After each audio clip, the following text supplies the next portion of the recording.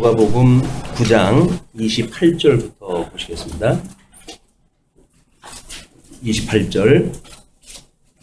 이 말씀을 하신 후 8일쯤 되어 예수께서 베드로와 요한과 야고보를 데리고 기도하시러 산에 올라가사 기도하실 때에 용모가 변화되고 그 옷이 휘어져 광채가 나더라. 문득 두 사람이 예수와 함께 말하니 이는 모세와 엘리야라. 영광 중에 나타나서 장차 하나님께서 예루살렘에서 별세하실 것을 말할세 베드로와 및 함께 있는 자들이 깊이 졸다가 온전히 깨어나 예수의 영광과 및 함께 선 두 사람을 보더니 두 사람이 떠날 때 베드로가 예수께 여짜오되 주여 우리가 여기 있는 것이 좋사오니 우리가 초막셋을 짓되 하나는 주를 위하여 하나는 모세를 위하여 하나는 엘리야를 위하여 하사이다 하되 자기가 하는 말을 자기도 알지 못하더라. 이 말할 즈음에 구름이 와서 그들을 덮는지라. 구름 속으로 들어갈 때에 그들이 무서워하더니 구름 속에서 소리가 나서 이르되 이는 나의 아들 곧 택함을 받은 자니 너희는 그의 말을 들으라 하고 소리가 그침에 오직 예수만 보이더라. 제자들이 잠잠하여 그 본 것을 무엇이든지 그때에 아무에게도 이르지 아니하니라.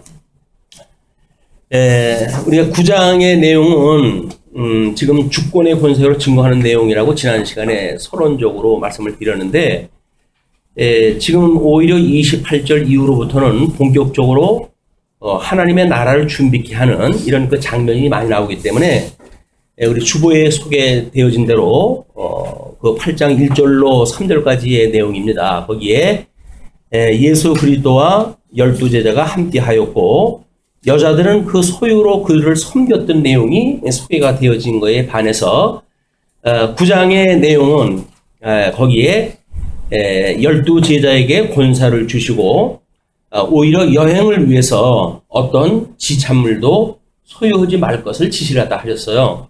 그래서 예수님이 함께 계셨을 적에는 그 제자들도 예수님과 더불어 섬김을 받았는데도 불구하고 9장에 시작이 되어지면서 10장서부터 소개되어질 하나님 나라에 대한 증거에 대한 준비입니다.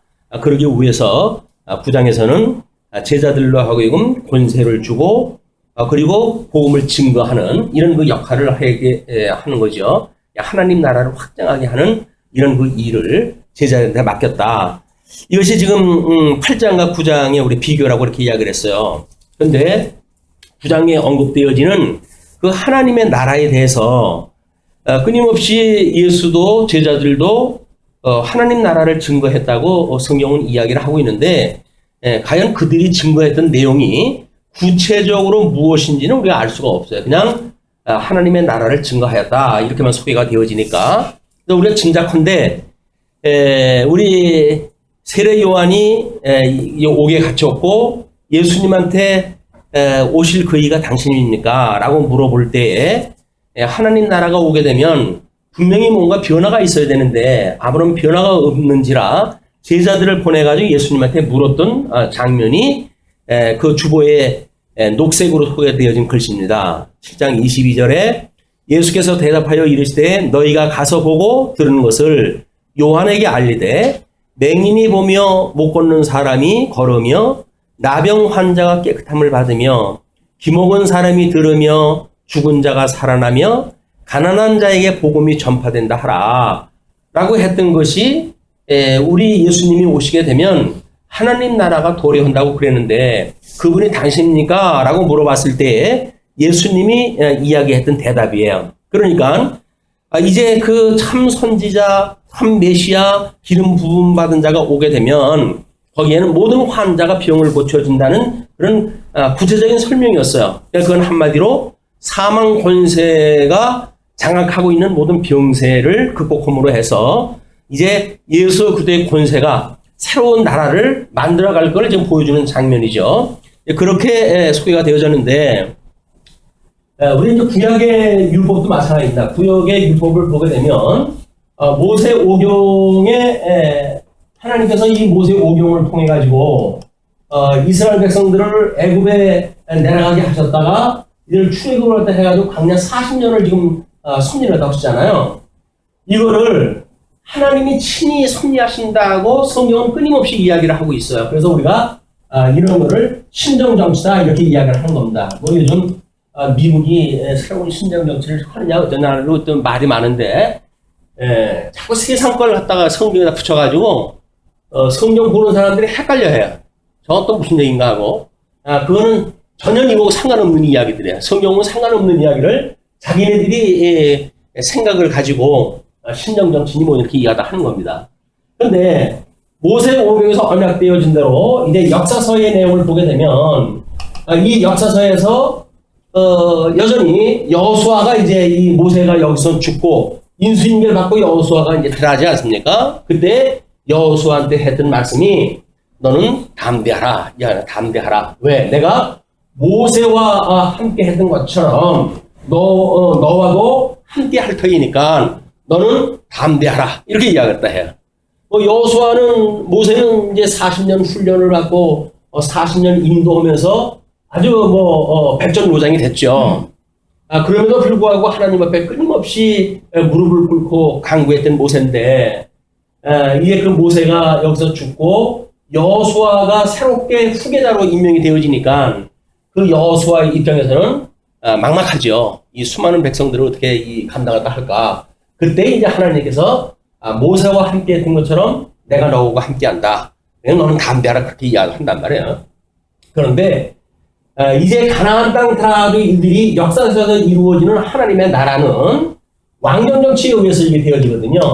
왕정정치에 의해서 되어진다. 이런 개념을 가지고 우리 이제 본문을 읽게 되면 그 의미가 뭔지를 알게 돼요. 변화산 사건입니다.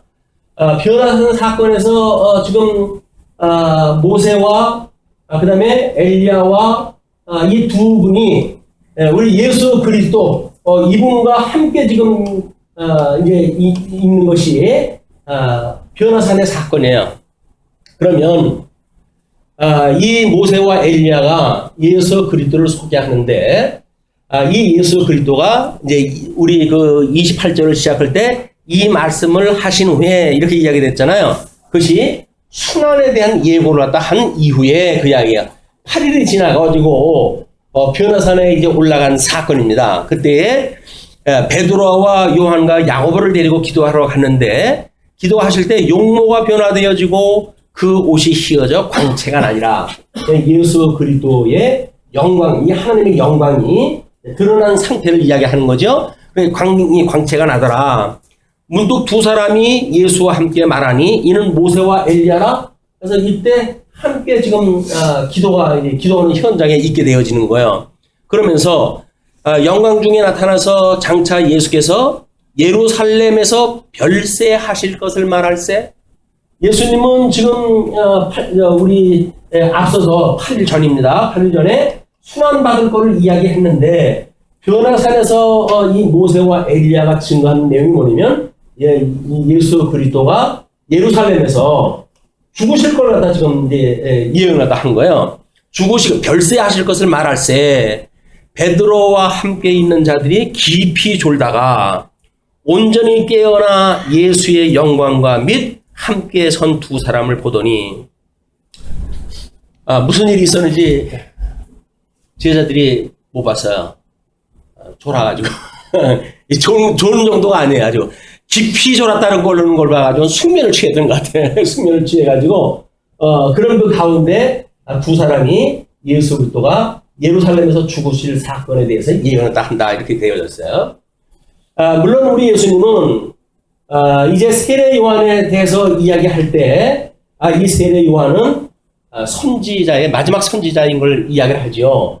그리고 끊임없이 여기서 말했던 이 율법과 그리고 여기서 말했던 선지자들의 이 선지의 글이 곧 나에 대하여 증거하는 거라고 이렇게 설명을 했어요. 그러니까 지금 모세와 엘리야가 증거하는 예루살렘에서 죽어야 되겠다고 하는 것을 이야기하는 것은 예수 그리스도의 죽으심에 대한 이야기죠. 그러나 모세와 엘리야가 지금 죽으심에 대한 이야기에 생략되어진 이야기가 뭐냐면 부활에 대한 장면이 있을 거예요. 왜냐하면 이제 모세는 지금 이 애굽에서 출애굽을 했다 했을 때 물심판으로 인하여 애굽 백성들은 다 죽고 이스라엘 백성들만 구원을 받는 역사를 한 것이 모세가 이 일을 했단 말이에요. 그런데 이 선지자였던 엘리야는 이제 그 아시아 임금 때입니다. 그때에 그 우상을 경배하는 제사장들과의 결전이 벌어지죠. 결전이 벌어질 때에 이제 불로 하늘에서 내려와가지고 재물을 태우고 그러므로 모든 이 거짓 선지자를 다 죽이는 사건이 나오잖아요. 근데 이제 엘리야는 물론 거기서 승리하는 자고 우상 경배하는 자들은 다 멸망이 되어지는 심판이 있게 되어지죠. 그거를 이 선지의 불심판으로 이렇게 이야기합니다. 불심판. 그러니까 구약성경 전체에서는 물심판과 불심판이라고 하는 장면을 가지고 예수 그리스도의 고난사에 대한 걸 이미 예언을 다 한 거야. 예수님이 나중에 어떻게 심판을 받을 것인가가 이미 성경 율법서도 온 선지자의 중심축에 지금 이것이 놓여져 있는 거죠. 근데 예수님이 이 요한에 의해 가지고 지금 물세례를 받았어요. 이 물세례를 받고 그리고 또 한 세례가 남아 있음을 이야기하면서 그 남아져 있는 세례가 십자가에 죽으시는 사건의 이 불세례. 그러니까 모세를 통해서 언약되어졌던 물심판을 하나님께서는 이 세례 요한한테 물세례를 받음으로 해가지고 새로운 세계가 열렸음을 선고하고 그리고 우리 엘리야의 그런 그 불세례에 대한 예언을 직접 십자가에 못 박아 죽으심으로 해가지고 엘리야에 대한 그 불심판에 대한 언약이 성취되어지는 사건이에요. 그러니까 예수님이 십자가에 못 박아 죽으셨다가 부활한다고 하는 사건은 단순한 상사에 대한 이야기가 아닙니다. 모든 구약 성경을 응하시는 그런 언약대로 이루시는 사건이란 말이에요. 예수님이 왜 구약대로 이루시는 이런 사건을 다 하시는가? 이것이 구약 성경에 이분이 참 그리스도 기름 부음 받은 자임을 증거하시기 위한 하나님의 섭리인 거예요. 그래서 지금 세례 요한, 이 모세와 엘리야가 예수 그리스도의 죽으심에 대한 걸 예언하다 할 때 제자들이 두 눈을 번쩍 뜨고 보니까는 두 사람이 이제 있는 거예요. 그래서 이야기하기를 베드로와 이제 그렇게 두 사람을 보더니 33절에 두 사람이 떠날 때에 베드로가 예수께 여짜오되 주여 우리가 여기 있는 것이 좋사오니 우리가 초막셋을 짓되 하나는 주를 위하여 하나는 모세를 위하여 하나는 엘리야를 위하여 하사이다 하되 이건 이제 베드로가 잠을 깬 뒤에 민망스럽게 세 사람이 서 있는 걸 보니까 초막셋을 짓겠다고 이렇게 초막셋을 짓다 그 이야기예요. 이 초막은 초막절 절기가 됐을 때 이스라엘 백성들이 광야 생활을 했던 것을 기억을 하고 지금 이 가나안 땅에 살면서도 끊임없이 광야에서 그들이 살았던 것을 기념을 하고 하는 것이 초막을 짓고 이걸 기념하는 일이에요. 초막절을 지킨다는 이야기가. 그러니까 모세가 등장을 했고 이 선지자 엘리야가 등장을 했으니까 모세는 그러면 초막절을 짓고 이것이 완성이 되어지는가 보다. 하나님 나라의 완성이 이제 끝나가는 것보다. 그러니 여기서 초막제를 짓게 되면 자기가 하나님 나라하고 엘리야하고 모세하고 예수님하고 함께 이제 살게 되어지는 거 아니에요. 이제 뭐 자기가 어떤 생각을 가지고 했는지는 모르겠지만 이런 지금 상황으로는 그렇게 되어졌어요. 그거를 누가는 이렇게 이야기를 합니다. 자기가 하는 말을 자기도 알지 못하더라.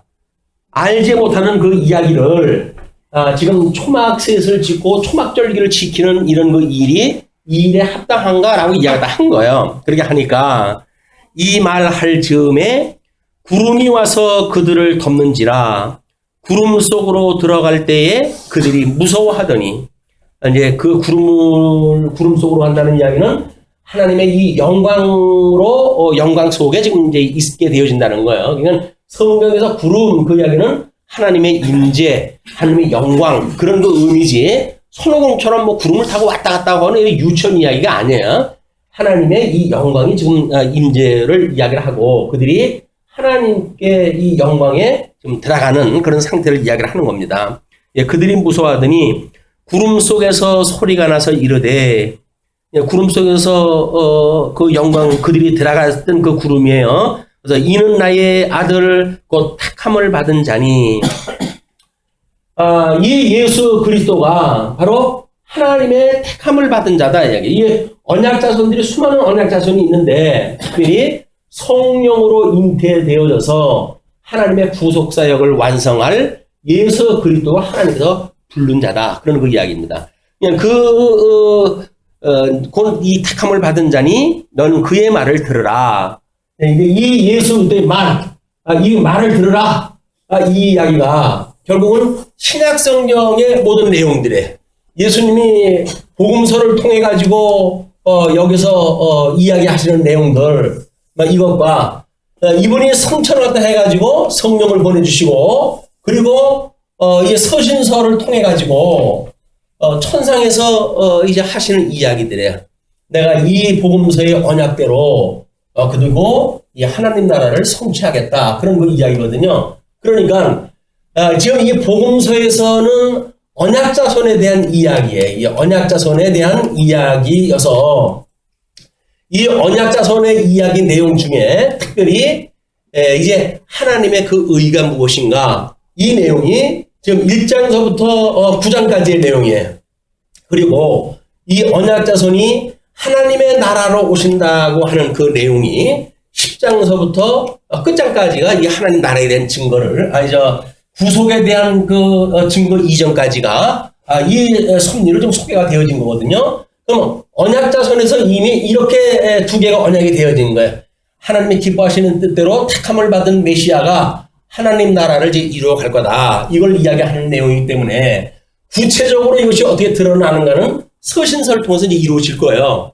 우리는 이 성경이 66권이 다 완성이 되어졌단 말이에요. 이제 우리가 성경이 이렇게 약속됐으니까 내가 거기 들어가서 이걸 이루어야지, 성경대로 살아야지, 이런 건 맞는 게 아니에요. 우리는 이 성경 계시를 보고 하나님의 영광이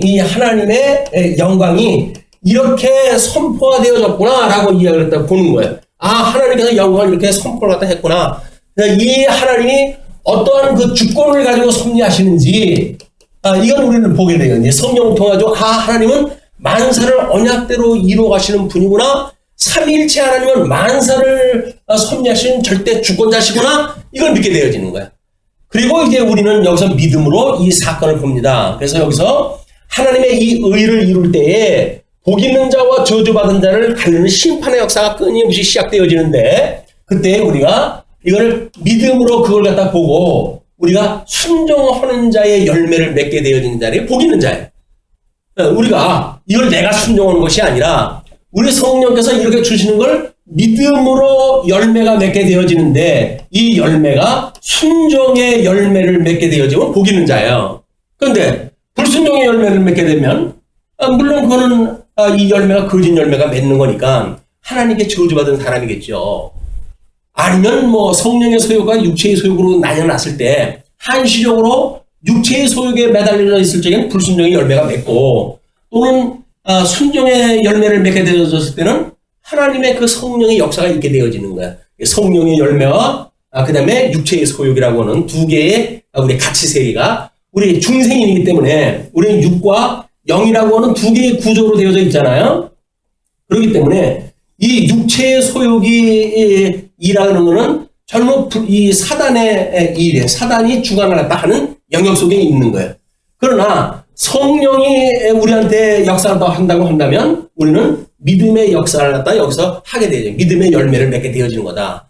또 우리는 같이 중립적이에요. 사실은 흙으로 만든 이 몸뚱어리는 그러나 우리 성령께서 우리의 영혼을 감동을 주어가지고 하나님의 말씀을 순종하게 되어지게 되면 이것이 아주 정한 그릇의 역할을 다 하고 그러나 사단에 매여가지고 이제 우리가 살아간다는 이야기는 하나님의 합당치 못한 그릇으로 쓰임을 받는 거예요. 이 그릇은 나중에 심판날 토기장이가 자기의 결과물을 보고 보존할 것인지 깨트려 버릴 것인지 이제 이거 옹기장이 마음에 걸려져 있는 거죠. 그걸 우리가 하나님의 주권이라고 그렇게 이야기합니다. 하나님의 심판의 그 의도에 따라 가지고 멸망받는 자와 구원받을 자를 심판하는 역사가 있게 되어진다. 이걸 우리는 믿음으로 이걸 보니까 여전히 우리의 연약함을 가지고 뭐라 그래요? 이 믿음을 보고 사는 사람은 여기서 이렇게 이루어가는 걸 보고도 열매가 맺지 않는 것이 안타깝잖아요. 이렇게 되어져 있을 때 복 있는 사람들은 하나님 앞에 끊임없이 회개를 하는 거예요. 왜? 이 성경을 보니까 불순종이고 육체의 소유가 빠져져 있는 것이 얼마나 큰 죄인지를 아니까 죽었던 우리를 살리셨던 주님이 우리들의 이 부족함을 끊임없이 용서하여 주시고 우리를 온전한 데 이르게 해 주십시오 라고 하는 것이 믿음으로 바라보는 예수 그리스도예요. 온전케 하시는 예수 그리스도를 바라보라. 그렇기 때문에 우리는 여기서 설사 부족하다고 하더라도 위로가 되어져요. 왜? 주님께서 우리를 여전히 긍휼의 눈으로 보고 계시니까. 근데 그분한테 우리의 죄를 용서하다 비는 거야. 근데 이 저주에 있게 되면 죄가 뭔지를 모르니까 여기서 하나님 앞에 예수님을 바라볼 이유가 없잖아요. 자기 의를 가지고 살아가게 되어진단 말이에요. 이것이 하나님 나라에서 어떻게 살아갈 것인가를 보여주는 9장의 성경적 이런 신학적 배경입니다. 자, 그러면 이제 그렇게 말을 들으라고 그렇게 이야기를 했어요. 그리고 소리가 그침에 오직 예수만 보이더라. 제자들이 잠잠하여 그 본 것을 무엇이든지 그때에는 아무에게도 이르지 아니하니라. 평소에는 예수님이 다른 사람한테 말하지 말라고 그랬잖아요. 근데 여기서는 제자들이 스스로 아무에게도 이르지 아니했대요. 잠시 동안. 아마 너무나 그 영광스러운 이야기도 하고 또 3명의 수제자들만 데리고 올라갔던 사건 아니겠어요? 차별화를 시도하려고 하는 나쁜 마음이 있었는지는 모르겠어요. 그러나 일단 말을 갖다 하지 않았어요. 근데 37절부터 42절 보게 되면 귀신 들린 아이를 고치는 사건이 소개가 되어집니다. 이튿날 산에서 내려오시니 큰 무리가 맞을세. 무리 중에 한 사람이 소리질러 이르되 선생님 청컨대 내 아들을 돌보아 주옵소서. 이는 내 외아들이니이다. 하나밖에 없는 아들인데 제발 살려주십시오. 그런 그 이야기예요.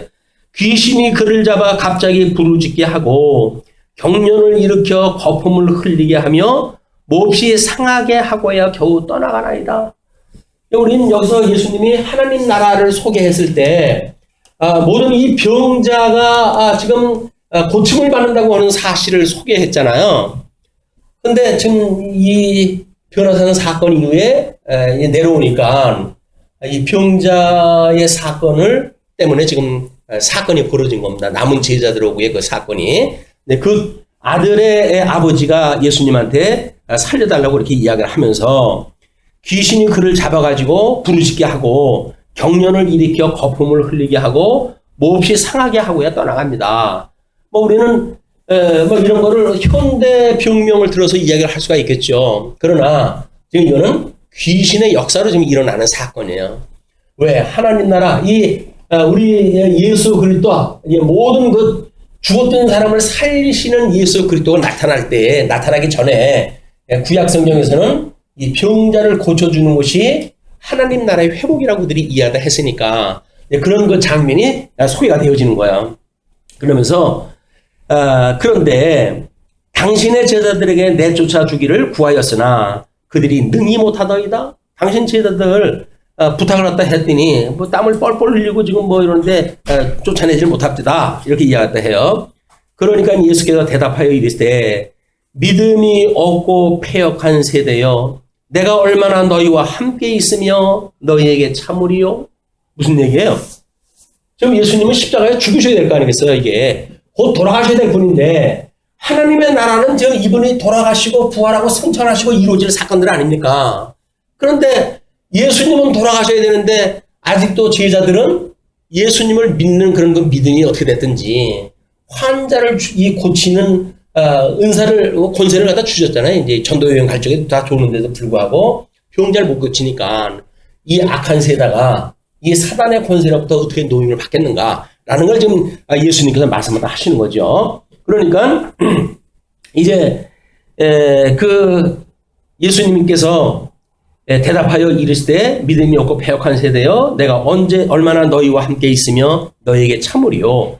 내 아들을 이리로 데리고 오라 하시니 예수님께서 이제 친히 부릅니다. 그때 올 때에 귀신이 그를 거꾸로 때리고 심한 경련을 일으키게 하는지라 예수께서 더러운 귀신을 꾸짖으시고 아이를 낫게 하사 그 아버지에게 도로 주시니 낫게 해가지고 아버지한테 주는 거예요.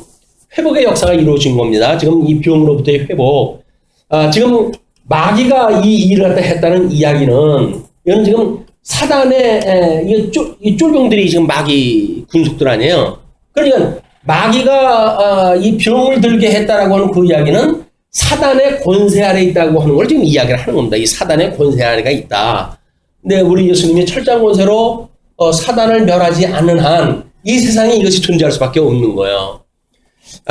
이제 두 가지 우리는 오해 문제가 있습니다.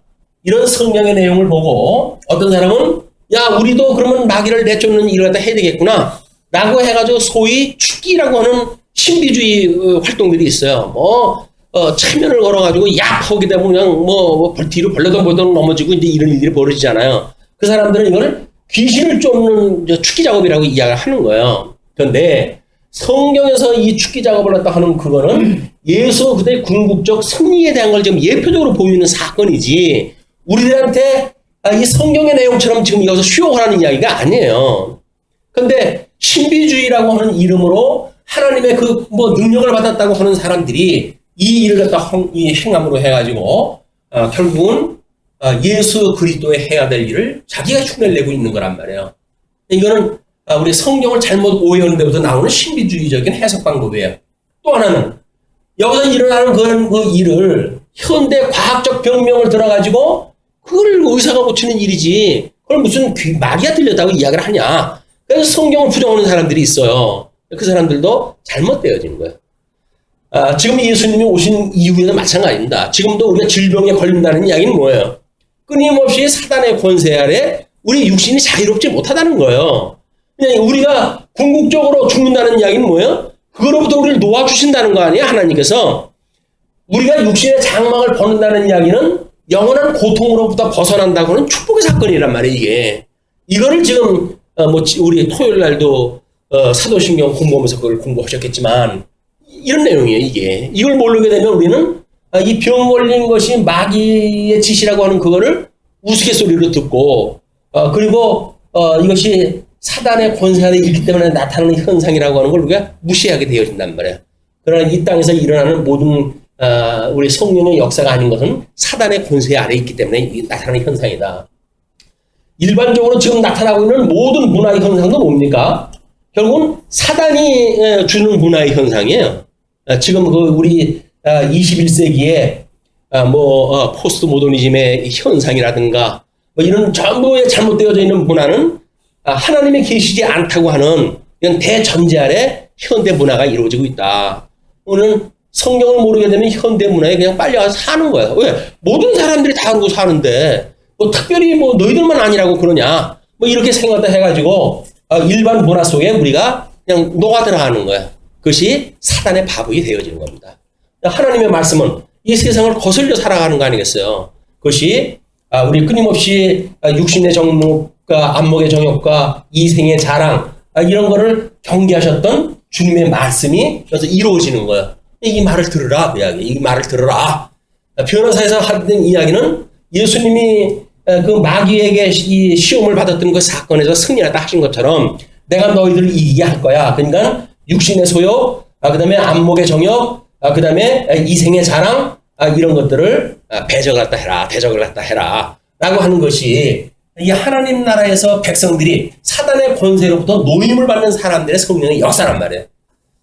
이거는 우리 서신서에 다 이제 명시가 됐잖아요. 여기서 이루어진 걸로 명시가 됐죠. 어떻게 이것을 이겨가지고 사도들을 살아가게 하시고 우리 주님께서 이 하나님 나라를 이루어가는지를 성경 통해서 배웠어요. 그럼 성경을 통해서 우리가 성경의 그 믿음을 믿는 것만큼 우리는 그것이 우리의 열매로 맺어질 거예요. 이제 안 믿어지면 불순종의 열매가 맺어지겠죠. 이런 그 일들이 벌어지는 거니까. 자, 그렇게 해가지고 예수님이 하시는 이야기가 그 이야기예요. 네?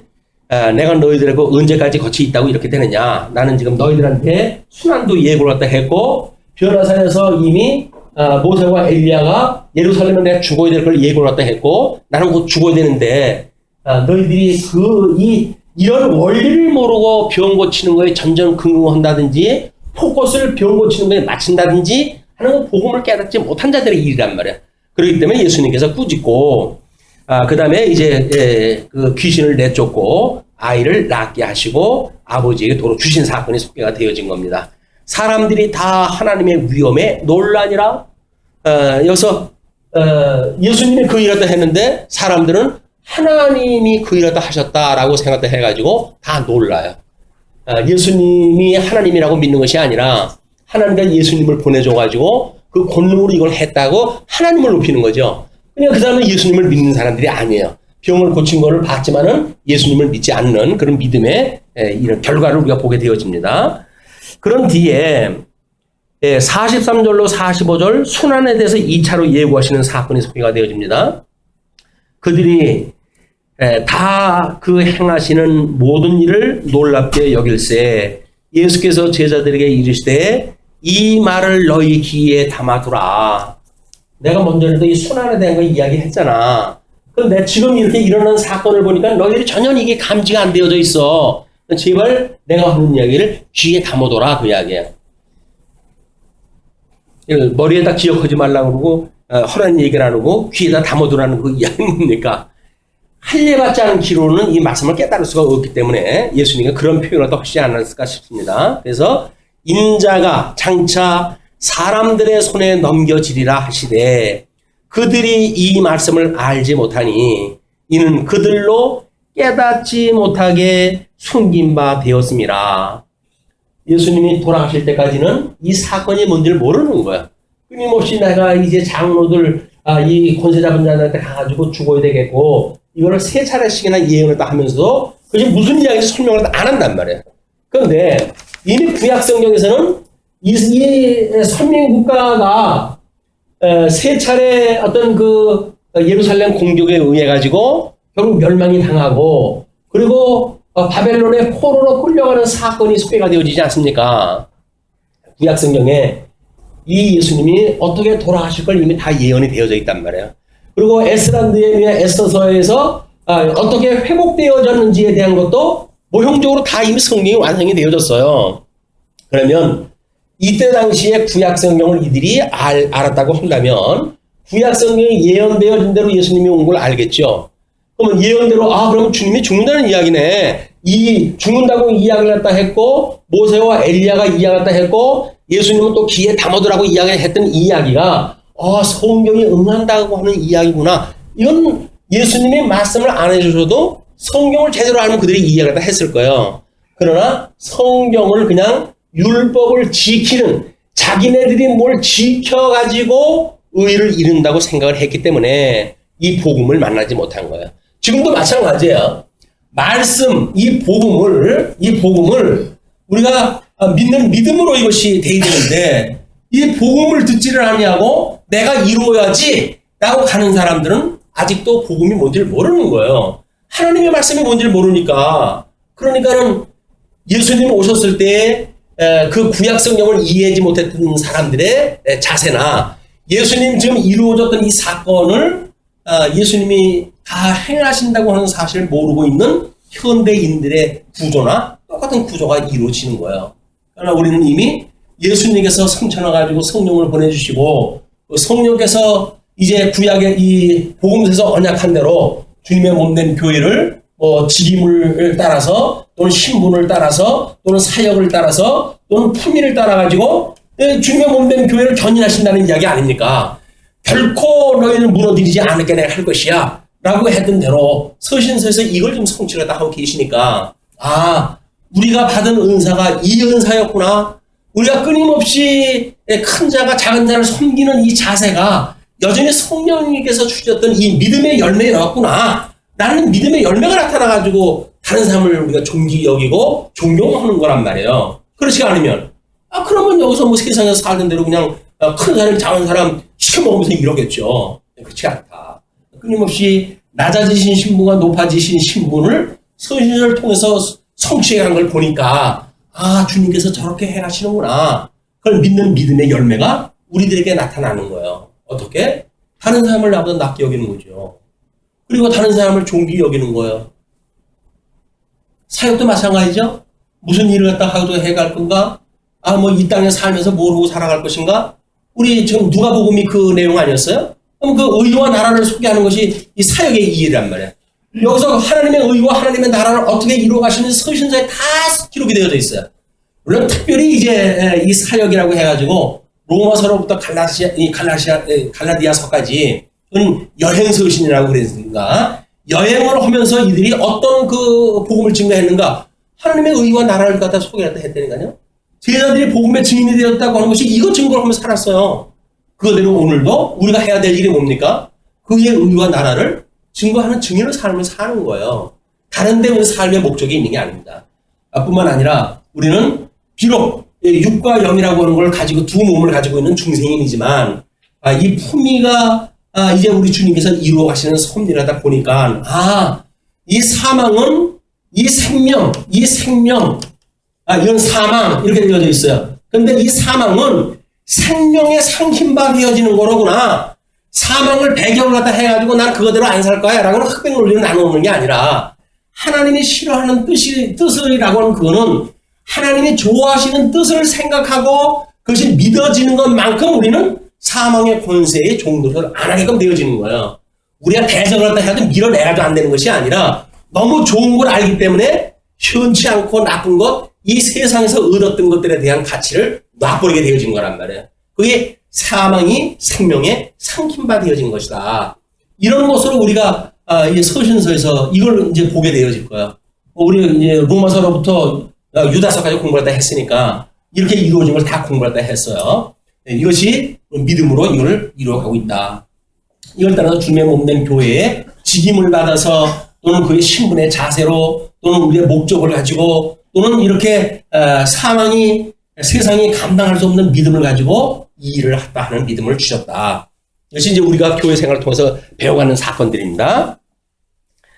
자, 이제 그렇게 해가지고 제자들은 모르는데 46절로부터 48절을 보시게 되면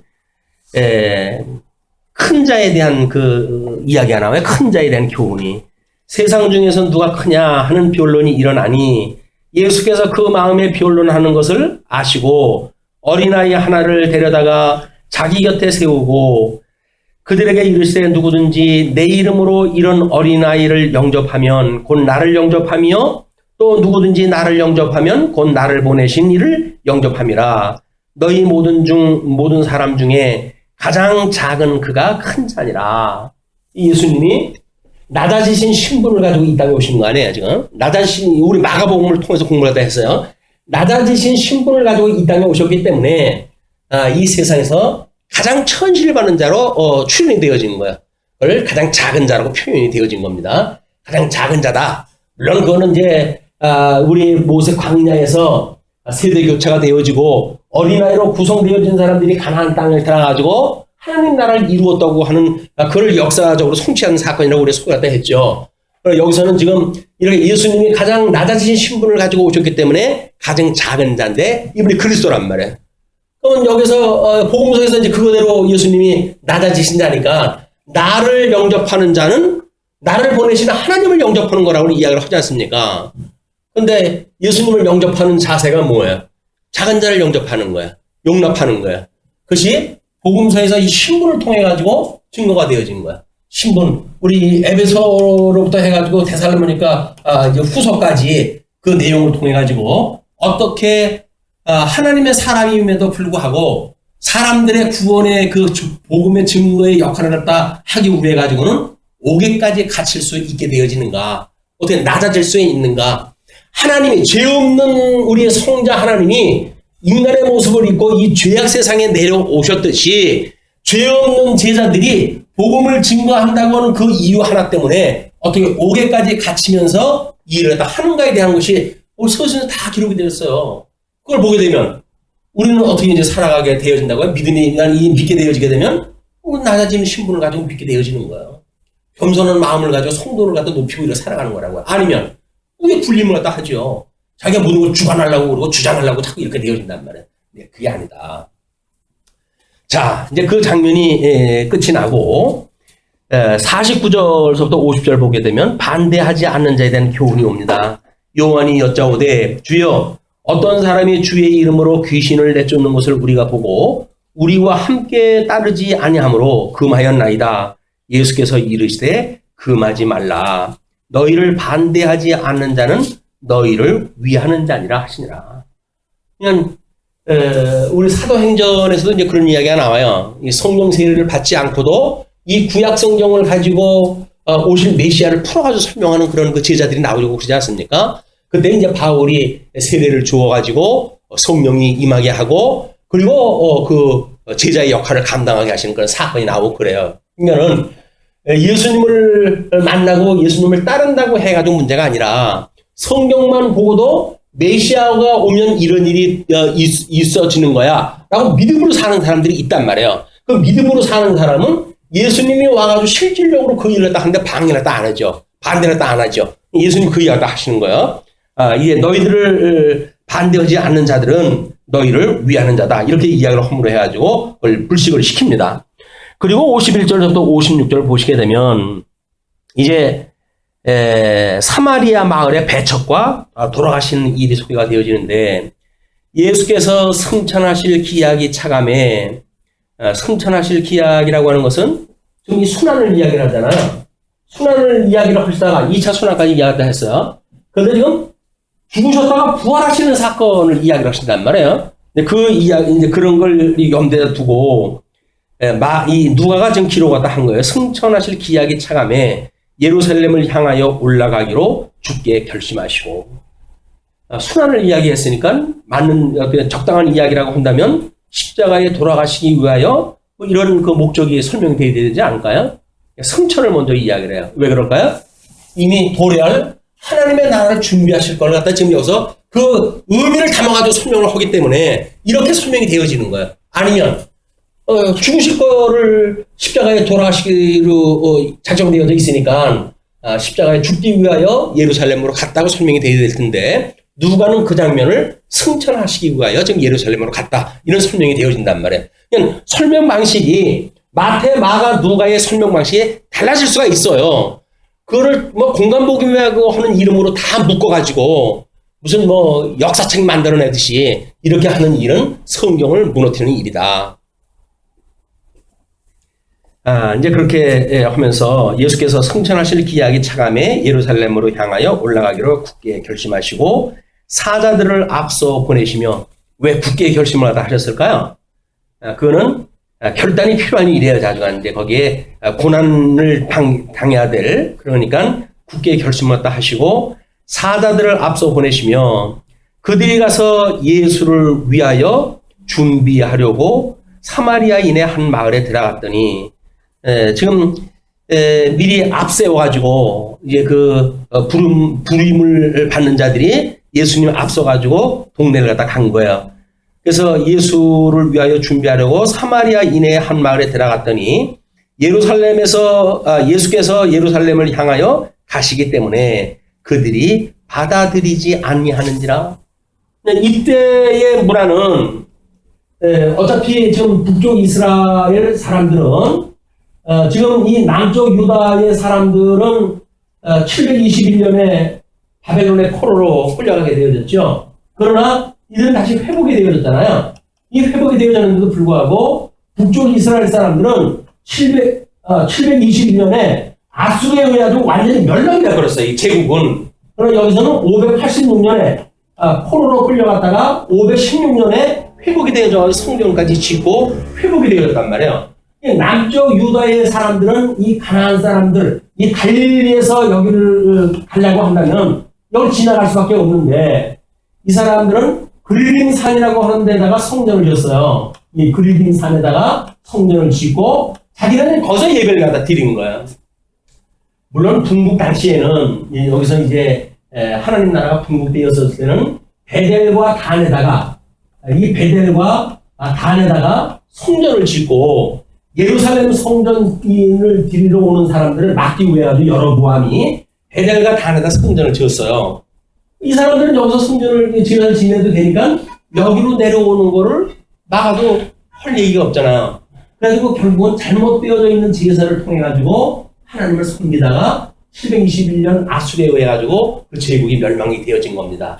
물론 요시야 임금이라든지 이제 이런 그 사람들에 의해 가지고 여기에 12지파 흩어졌던 사람들 다 흩어지고 여기는 자폰 정책에 의해 가지고 이방인들하고 전부 이 2세가 나오고 3세가 나오고 이렇게 되어졌어요. 예수님 당시에는 오죽했겠어요. 이제 전부 섞여가지고 그 순도가 떨어지고 하니까 이 유대 사람들은 이 사람들을 이방인 취급을 다 그랬어요. 자기네 나라 사람이 아니라고 이제 보여지게 이렇게 했습니다. 그러나 요시야 임금은 흩어졌던 그 12지파 사람들을 다 불러 모아가지고 6월절 지킴으로 해가지고 이 회복에 참여되어지는 백성의 의미를 교육이 되어지죠. 그러나 이제 그걸 모르는 역사적으로만 보는 사람들은 이게 전부 흩어졌으니까 그리고 자본 정책에 의해 가지고 이제 이스라엘 백성 아브라함의 자손에 대한 그 순도가 떨어지니까 이방인 취급을 딱 하고 이래가지고 완전 적대시 관계가 되어졌어요. 그러니까 지금 갈릴리 지역에서 이 유다를 가기 위해서 예수님은 이쪽을 좀 선택을 하신 거예요. 왜? 이런 요시야 임금처럼 이제는 다 하나의 언약 자손으로 12지파가 모이는 하나의 자손으로 묶일 이유가 있는 거예요. 예수님은 이거를 배경을 안 하고 이 사람들을 홍해의 이쪽을 가가지고 이 사람들이나 유다 사람들이나 12지파 언약 자손이라고 하는 그거를 지금 암시로 보여주는 사건이에요. 요시야 임금이 이들에게 6월절을 지켰던 그런 그 일들이 예수 그리스도를 통해 가지고 6월절 어린 양으로 지금 십자가에 죽으실 일을 지나가는 그 일로 허락이 되어지면 동참되어지는 거 아닙니까? 이렇게 되는데 1차 한 마을에 들어갔을 적에는 배척을 당하는 거야. 그 배척을 당했고 그러니까 제자 야고보와 요한이 이를 보고 이르되 주여 우리가 불을 명하여 하늘로부터 내려 저들을 멸하라 하기를 원하시나이까? 그렇게 예수님이 조심을 시켰건만 귀에 담으더라고 그렇게 당부를 갖다 했고 하나님께서는 구름 속에서 그의 말을 들으라 이렇게 이야기를 했건만 이 사람들은 생각은 복음의 뭔지를 몰라요. 그러니까 그냥 생각 나온 대로 하는데 이 근거 없는 이야기는 아닐 거 아니에요. 지금 아시아 임금에 의해 가지고 추격을 당하는 엘리야에게 사람을 보내잖아요. 군대를 보내요. 그래서 50부장을 먼저 보냈을 때 그 50부장을 보냈을 때 엘리야가 불을 내려가지고 그 사람들 전부 죽여버리는 사건이 소개가 되지 않습니까? 이건 이제 예수님이 엘리야하고 함께 있던 분인데 주님 엘리야하고 내가 변화산에서 그걸 봤는데 만약에 심판을 또 하시는 거라고 한다면 불을 내려가지고 예수님 영접지 않은 자들 전부 불로 싹 쓸어버릴까요? 라고 이야기를 한 거예요. 성경을 인용을 했다 하고 알고 있는 성경 지식을 끌어다 이야기를 한 거예요. 성경 잘못 알게 되면 이런 모양으로 나오는 거예요. 다른 사람을 정죄하고 죽이고 하는 대로 이게 나올 수밖에 없다. 그러나 이제 예수께서는 돌아보시며 꾸짖어요. 말도 안 되는 소리 하고 있어. 내가 그렇게 일러줬건만 내가 지금 이쪽으로 예루살렘을 갈 때 굳이 이쪽으로 지나가는 이유를 그렇게 모른단 말이냐? 그 이야기겠죠. 그리고 함께 다른 마을로 가셔요. 그래서 결국은 이 가나안 이 지역을 가지고 이 사마리아인들의 그 지역을 지나가지고 예루살렘까지 오는 이 역사가 지금 이루어지게 되어진단 말이에요. 우리는 그냥 그것이 성경학자들은 예수님이 이방인들도 귀하게 생각을 했다는 등 어떤 이런 생각을 가지고 했지만 이런 구약적 의미를 가지고 예수님은 그걸 성취하다 하시는 사건이다. 이게 역사적으로 이걸 성취하시는 사건들이다. 예수님이 어떤 인간애적인 이런 걸 가지고 여기를 가자고 한 것이 아니라 요시야 임금이 그들을 불러 모아가지고 6월절을 함께 지키고 그들이 끝내 586년에 멸망할 적에는 다 나라가 망하잖아요. 다 이제 나라가 망해지고 그러나 회복이 되어질 때 함께 돌아왔죠. 회복이 되어서 함께 돌아와가지고 그때 또 그 에스라에 의해 가지고 6월절 잔치를 지킴으로 해가지고 이 회복에 이르렀다고 하는 것이 확인이 되어지는 거예요. 우리 6월절이라고 하는 건 그런 의미가 있는 겁니다. 이 애굽에서 유월절을 지키고 그리고 지금 이 물심판을 피해 가지고 지금 나온 거 아닙니까? 이렇게 나왔듯이 이 이스라엘 백성들은 살아가면서 끊임없이 이 유월절에 대한 걸 의미를 생각다 하는 거야. 이거를 절기를 삼아 가지고 매년 1월 14일 날 이 유월절 절기를 지키면서 기억을 해왔다. 우리 예수님은 실제적으로 유월절 어린 양으로 돼가지고 이제 십자가에 못 박아 돌아가셔야 돼요. 유월절 어린 양으로. 그렇기 때문에 저 모형적으로 보였던 유월절 사건은 예수님의 십자가에 대한 예표적인 사건으로 소개가 되어진 거다. 자, 이제 그래가지고 하나님 나라에 대한 이런 차별화되어져 있는 여러 가지 사례를 지금 예수님께서 설명을 이렇게 어떤 행적을 누가는 그런 식으로 이걸 지금 설명하다 해간 거예요. 그렇기 때문에 누가의 그 어떤 역사적 순서라든지 하는 것하고 마태나 마가의 순서하고 달라요. 근데 그 왜 다르게 했을까? 같은 역사인데 누가가 하고 싶은 이야기가 있는 거예요. 그게 뭡니까? 의와 나라를 증거하시기 위해서 예수님이 오셨다고 하는 사실을 이걸 예수님의 그런 공생의 사건을 나름대로 사건별로 중요하다 해가지고 그걸 지금 소개한 거란 말이에요. 지금 하나님 나라의 예고를 다 한 거다. 그리고 이제 끝으로 57절로 62절 보시게 되면 줄을 쫓는데 합당치 않은 자에 대한 교훈을 하십니다.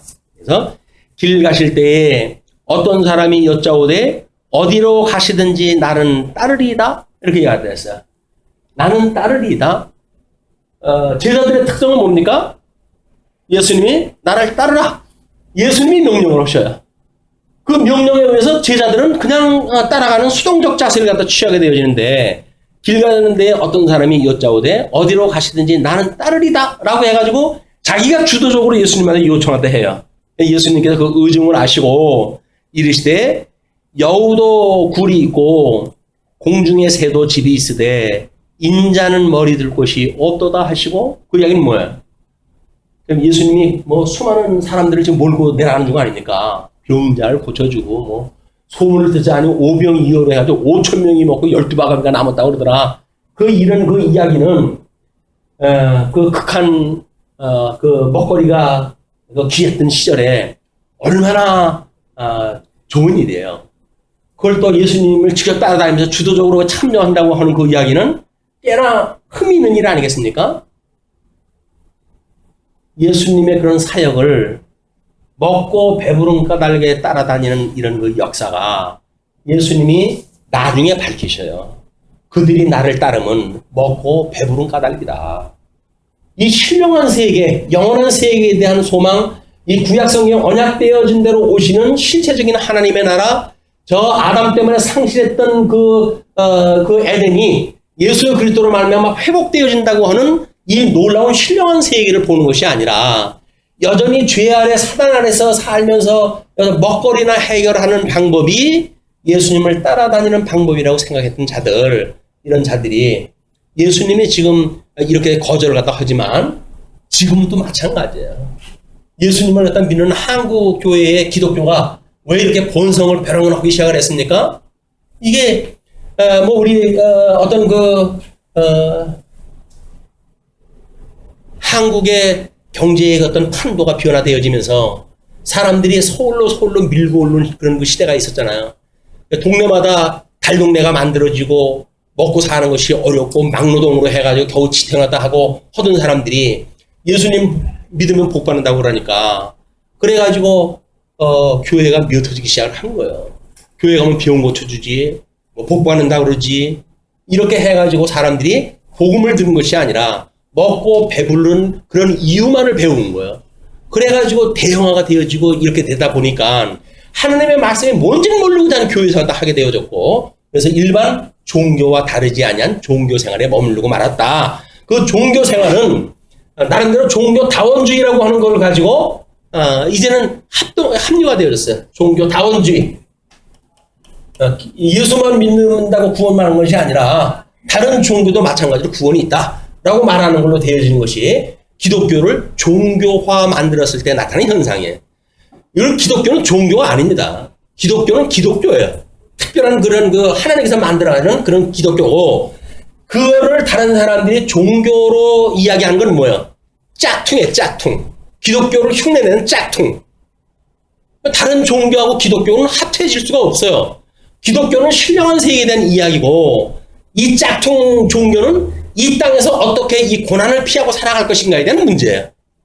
뭐 대표적인 불교도 마찬가지 아니에요? 이 생에서 어떻게 하면 이 업보를 우리가 다 갖고 우리가 이렇게 업을 갖다가 이제 우리가 갚을 것인가? 그런 거 문제 아니에요. 때로 그 업을 갚는 여러 가지 방법을 갖다 제시하고 그렇게 되어지지만 그런다고 해가지고 죽었다가 죽어가지고 영원한 극락에 들어가는 것도 아니고 또 동물로 잘못하면 동물로 태어나가지고 또 한생 산다고 그렇게 하는 윤회론에 대한 걸 가지고 끊임없이 이 역사가 진행이 되어지니까 설명이 안 되는 거예요. 그런 방법 외에는 그렇게 해가지고 사람들로 하여금 자연 예쁘게 착하게 살자라고 하는 종교로 이제 끌고 간 거예요, 사람들을. 불교뿐만 아닙니다. 다른 종교가 전부 짝퉁이에요. 종교다원주의를 이야기하는 사람들은 전부 짝퉁이에요. 기독교는 일반 종교하고 합할 수 있는 게 아니에요. 우리는 해 위에 천상의 세계에 대한 걸 지금 이야기를 하는 거지 이 해 아래 이야기를 하는 게 아니다. 이것을 우리들의 이 믿음의 세계가 아직은 우리가 육신을 가지고 있기 때문에 온전치는 않죠. 그러나 우리 믿음으로 보는 눈은 이 가시적인 세계를 뛰어넘는 믿음의 세계를 우리가 보고 사는 것이 성도들의 이 삶입니다. 자, 그런데 이제 인자는 머리 둘 곳이 없다 하시고 또 다른 사람에게 나를 따르라 하시니 우리 주님이 이제 명령을 한 사람이 있어요. 나를 따르라 하시니 제자들은 어떻게 따랐죠? 아무런 족달지 않고 그냥 따랐어요. 배도 버려두고 모든 그걸 다 버려두고 따랐어요. 그런데 이 사람은 다르죠? 뭐라고 그럽니까? 그가 이르되 나로 먼저 가서 내 아버지를 장사하게 허락하옵소서 이렇게 이야기를 해요. 구약 성경에 보게 되면 모든 율법을 지키는 데 있어서 장례를 지키는 것은 면제가 다 돼요. 부정한 걸 설사 제사장이라도 자기의 친족이 죽었을 적에는 그 제사를 갖다 드릴 수 있는 그런 허락되어져 있는 사항들이에요. 왜냐하면 어떤 율례라든가 규례라든가 율법을 갖다 봐가지고는 부모 제사를 드린다고 하는 걸 방해할 만한 것이 없어요. 조건이.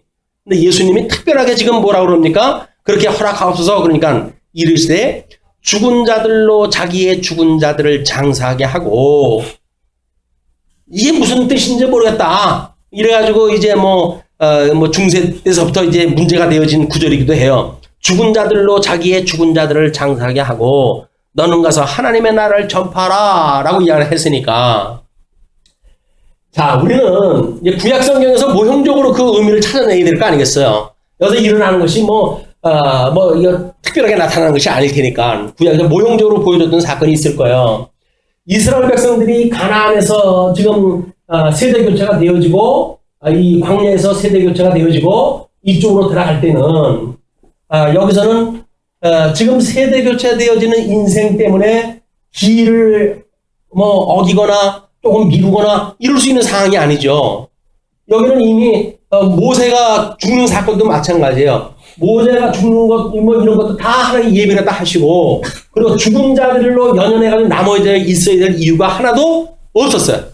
그리고 그냥 이제 그 요단강을 건너가지고 가나안 땅을 들어가야 되는 일이란 말이에요.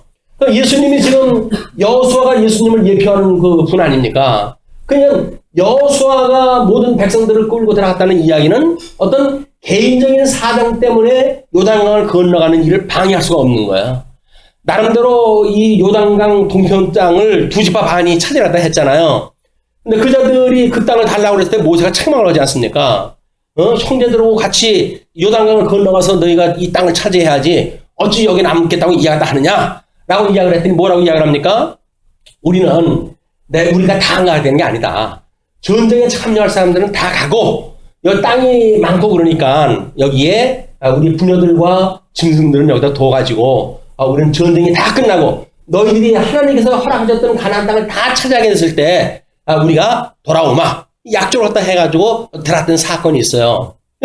요단강은 그렇게 해가지고 모든 이스라엘 백성들의 전사는 넘어가야 돼요. 요단강을 거기서 어떤 이유로 해가지고 남아 있는다고 한다면 언약 자손하고 잘라지는 거 아니에요? 찢어지는 거 아니에요? 이게 불가능하단 말이에요. 이런 의미가 있는 걸 가지고 물론 그 남자는 뭐 그런 걸 가지고 한 거 아니에요. 그냥 그렇게 이거 지금 장례를 드릴 일이 있습니다라고 이야기를 했으니까. 그러나 예수님께서 죽은 자는 죽은 자에게 맡기고 그 이야기는 뭐예요? 이 해 아래에 있는 것이 아니라 하나님 나라에 대한 도래, 이 하나님 나라 이 천상의 세계의 도래, 이걸 너는 가서 전파해라 그 이야기예요. 그걸 가지고 뭐 반윤리적이라든지 이런 걸로 몰고 가려고 한다면 그는 구약 성경대로 오셨던 예수님에 대한 걸 몰이해로 온 거예요. 거기서 여기서 어떤 인간의 윤리를 위해 가지고 좀 하나님이 섭리해 가신 게 아니었습니까? 메시아를 통해 가지고 어떻게 상실되어졌던 그 복과 나라가 회복되어지는지 그걸 지금 예표로 보여주는 거니까 그 의미를 모르게 되면 예수님은 말도 안 되는 얘기를 했다 뭐 이렇게 해서 예수님을 비하하거나 이런 사건이 소개될 수밖에 없는 거죠.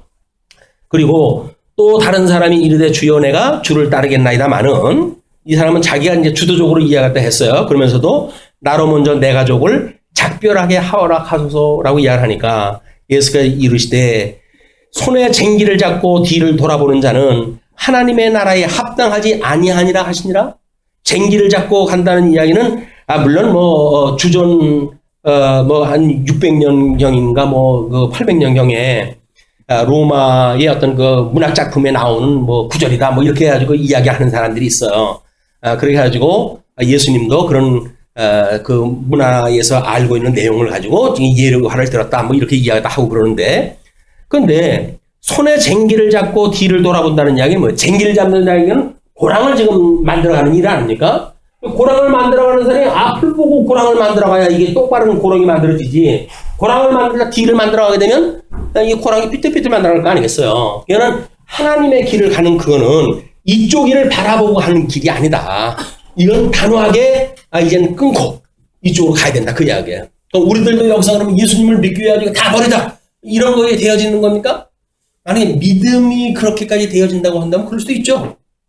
왜 우리 선교사들은 다 자기의 집도 고국도 다 버리고 우리나라로 온 거예요 그냥. 그냥 복음을 증거하다가 여기서 그냥 그들이 순교를 당하고 죽었어요. 그때는 그렇게 섭리가 되어졌다니까 그 사람들이 그런 믿음을 가지고 했어요. 오늘날 우리의 믿음은 그렇게까지 이루어지지는 않잖아요. 나도 그런 믿음이 없어요. 그러니까 내 식소를 갖다 버리고 이루 해가지고 내가 목숨을 바치라 이런 열정이 없어요 아직도. 이 불완전한 믿음을 가지고 입을 열려가지고 이 복음을 증거하다 한다고 그러는데 이건 성경이니까 제가 증거하다 하는 거지 내가 그렇다고 한다면 저는 입을 띨 수가 없어요. 왜? 흉내도 못 내는데 나는. 다만 성경이 그러기 때문에 이렇게 이야기 드리는 거예요. 그렇게 살라는 거 아닙니다. 네, 주님께서 그런 믿음을 주시게 되면 살지 말래도 그런 사람은 그렇게 살아요. 근데 믿음을 주시지 않으면 아무리 살고 싶다고 하더라도 그런 여건이 만들어지질 않습니다. 하나님 주시는 믿음, 절대 주권에 의한 믿음이다. 이 은혜의 감동을 가지고 우리 흩어져 있는 한 주 동안도 행복하게 소망을 가지고 사셨으면 좋겠습니다. 기도하시죠.